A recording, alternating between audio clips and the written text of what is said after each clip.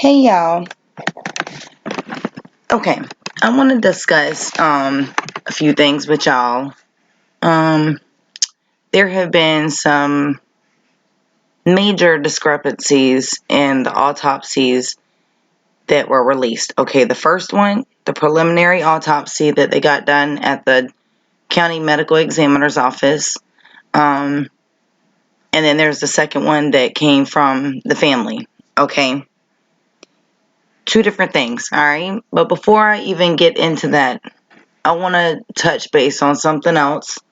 I have been asked this multiple times by multiple different people. Do I think that this is the same person? I don't know. Okay, I don't even know really what to think anymore. But I mean, my honest opinion, I don't really, I see a lot of differences in them. And when I did first see it, he looks way younger than him.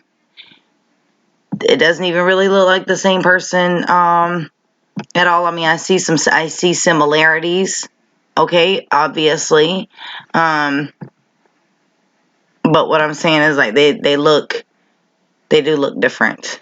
And when we look at this mug shot right here, oh no, I'm sorry, not that one. This one.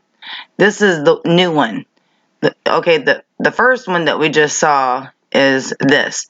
This is when he was taken to a county jail, all right, or the detention center, whatever. This one is the new one. He was transported to a prison yesterday, to the state prison. And this is his prison mugshot. Okay. To be honest with you, it looks different than, hold on. It looks different than this one. So really, I don't know. I'm just confused about all of it now. Let me see if I can. Okay, so, see, different angles can make a person look different. But I have always said hairlines you cannot change. And like everybody's been pointing out, I think Straight Drop even pointed it out too, the hairline. Like, we have different hairlines here. And it could be from the angle. Who am I to say that this isn't him? I don't know. But I do notice, though, that they don't look the same. I'm not blind, and I do see that. They don't look like him. There's really no, look at that. This guy does not look anything like him at all. Not to me. So, y'all, I don't know. Y'all tell me. All right, I can't explain that just as much as I can't explain this right here. Have y'all seen this? Crazy, right? This is something that was done in 1996 on The Simpsons. There's a lot of crazy things going on. We're talking about something that happened 24 years ago. And, like, look at this. He even has the same thing that he had on. Strange, right? But I do want to show y'all this one. Hold on. Just in case y'all haven't seen. This is them outside with torches outside the White House. And we all know who that is. The one that calls himself a president. Okay. So now I want to get to this. Alright. Now, in the beginning, the preliminary autopsy said that Mr. Floyd, they said that there wasn't any evidence to support that he had died of asphyxiation or any type of traumatizing neck injury. Okay, it said that he died due to heart failure and potential intoxicants, all right? So, you know, I'm going to show y'all some things, okay? Like we said, and we already know, but for the ones that don't know, this county, all right, this city, this officer just killed this man, okay, in broad daylight, on a recording, on camera, on live. He killed this innocent citizen, okay? And I say innocent because he wasn't fighting them. It doesn't matter that okay, yes, he committed a crime. He had a counterfeit $20 bill. A very non-violent crime. I mean, he didn't do anything wrong. All right? He wasn't fighting them, or he didn't have any weapons or anything like that. All right? So he was innocent in that respect, okay? They killed an innocent man. This officer killed an innocent man. All right? And it's just, the thing is, who knows how many other times this has happened and they've gotten away with it, besides the ones that have come out since this happened. All right? This could have happened so many times. If anybody lives in this county, if you are able to, or God forbid, if this ever happens to you, I highly suggest getting a second or a third opinion on an autopsy, because who knows how many times this medical examiner has done this to try to cover up crimes for the county and for the city. And unfortunately, this isn't something new. This is something that happens all the time. They don't get caught with it. And nothing, and then when they do, nothing happens about it. So it's just in your best interest to get that second or third opinion. At least do it for your loved ones, because at the end of the day, those are the ones that deserve the justice. They deserve for everybody to know what truly happened to them. There's nothing worse than dying and people not knowing how you died, especially if you were murdered. Okay, so let's go over this. It says George Floyd, the Minnesota man who died after an officer arresting him pressed his knee onto his neck, died by homicide. According to the results of 2 autopsies released on Monday, one by the county medical examiner and the other by independent pathologists commissioned by Floyd's family. But the 2 autopsy reports differed on exactly how the man died. Dr. Alicia Wilson, one of the pathologists who conducted the independent autopsy, said Monday afternoon that Floyd died as a result of mechanical asphyxiation. But the report released later Monday by the Hennepin County Medical Examiner's Office said Floyd died of cardiopulmonary arrest, complicating law enforcement, subdural restraint, and neck compression. The manner of death was ruled a homicide, but the office noted that it is not a legal determination of culpability or intent. Okay, so in other words, they can say that, but they don't know. They can't say whether it was done intentionally or not. Okay, a preliminary autopsy report cited earlier by prosecutors said the county medical examiner's review revealed no physical findings that support a diagnosis of traumatic asphyxia or strangulation. All right. So there's lie number 1 with the preliminary, well, that's actually lie number 2, okay, because they're saying that he died of cardiopulmonary arrest, okay, a heart attack, all right, and, it's just, and now they're saying that he has no signs of asphyxiation, okay. Floyd's death has led to widespread outrage, protest, and unrest across the nation. The Minneapolis officer seen kneeling on Floyd's neck, Derek Chauvin, was charged last week with third-degree murder and second-degree manslaughter. The independent autopsy was conducted by Wilson and Dr. Michael Baden. Baden is the former chief medical examiner of New York City and was also hired in 2014 to conduct the autopsy of Eric Garner, a black man who died when an NYPD officer used a banned chokehold during his arrest. Both Garner and Floyd pleaded with officers that they couldn't breathe before their deaths, seen on disturbing videos, and "I Can't Breathe" has become a rallying outcry among those protesting police brutality.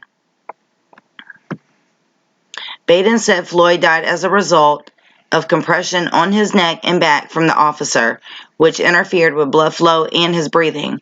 "George died because he needed a breath," said Ben Crump, a lawyer representing Floyd's family. "He needed a breath of air." The Hennepin County Medical Examiner's Office, however, said Floyd experienced cardiopulmonary arrest while being restrained by the officer.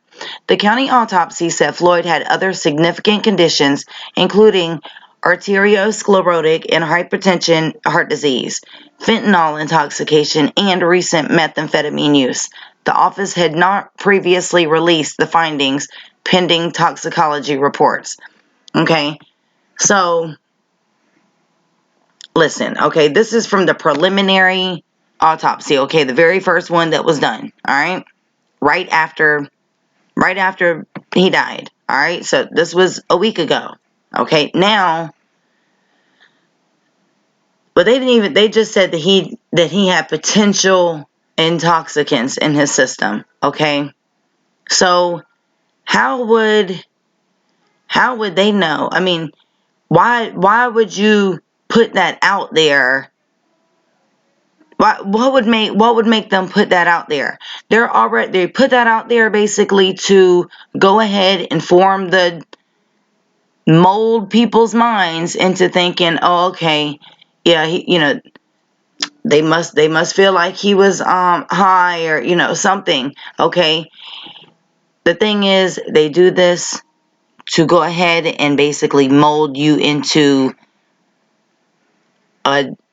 so you can already form an opinion. You can already form a judgment on what's going on, okay? They do this all the time. And, now all of a sudden, a week later, they say he has all this stuff in his system, okay? But Baden said the further testing wouldn't reveal evidence of compressive pressure on Floyd's neck and back, since the pressure would have been released when it was no longer applied. He said large areas of scrapes and abrasions on Floyd's face indicated the force that was used to press him onto the ground. Wow.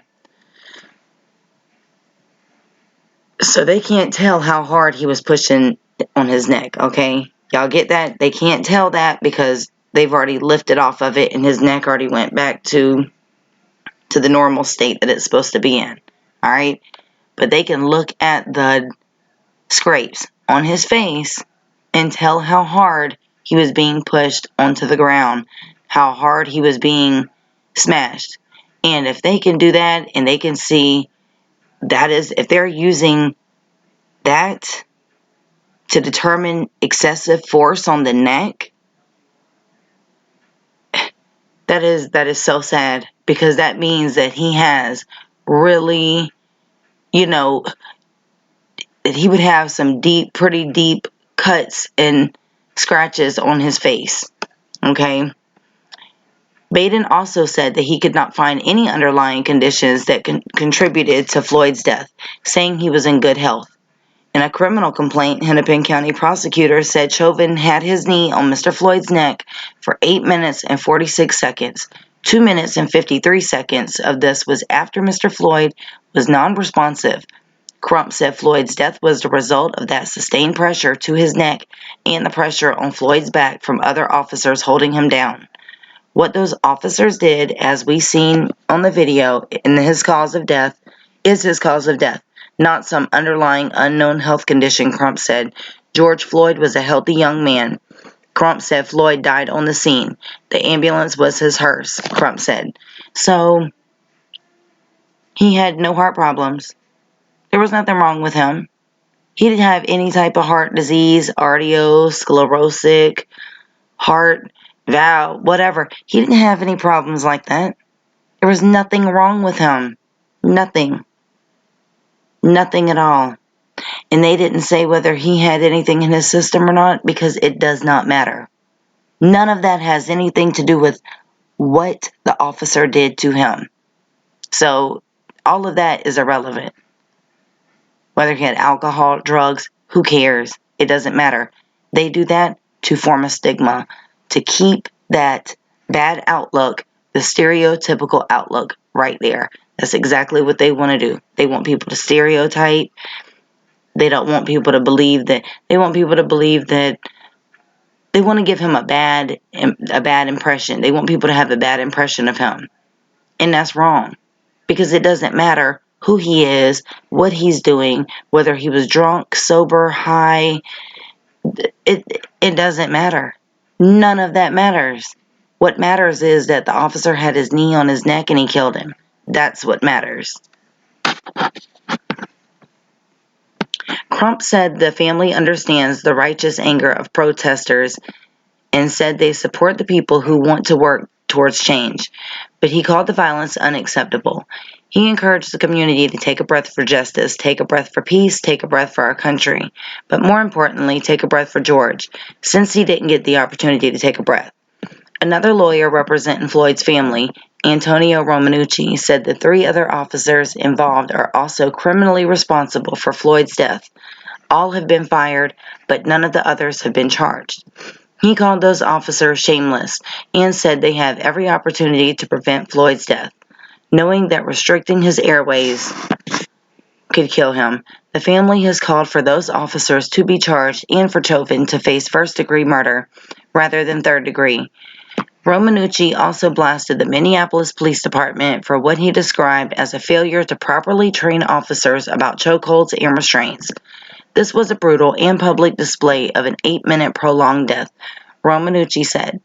This was the lowest level of human respect and dignity that any community should ever have to endure. What this really was the weight of the Minneapolis Police Department on George's neck. The Minneapolis Police Department has not responded to requests from CBS News for information about its training. That's because they're not given proper training. You know, I don't know what type of checks or anything that they do on these officers before they start working. I don't know if they give them mental evaluations or what have you. But these are things this is something that's crucial. Like, being a police officer is a serious job.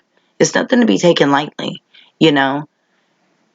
A police officer has your life in their hands, literally, okay?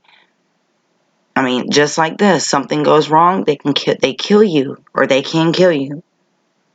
Okay, they have weapons. The thing is, your life is in their hands. Once they take you into custody, they are responsible for you, okay? They could be driving down the road, they could be driving crazy, flying. We all know how a lot of them drive. They drive fast, okay? Especially when they're trying to get somebody to the county jail or whatever, they're flying, all right? Who knows, they could get in an accident, you die. The thing is, once they put those handcuffs on you and they put you in that car, or once they have you, all right, once they have control of you, basically, you are theirs, okay? So a whole lot of things can happen, a whole lot of things can go wrong while you're in their care, all right? Are they giving them proper mental evaluations? I don't know. I don't think so.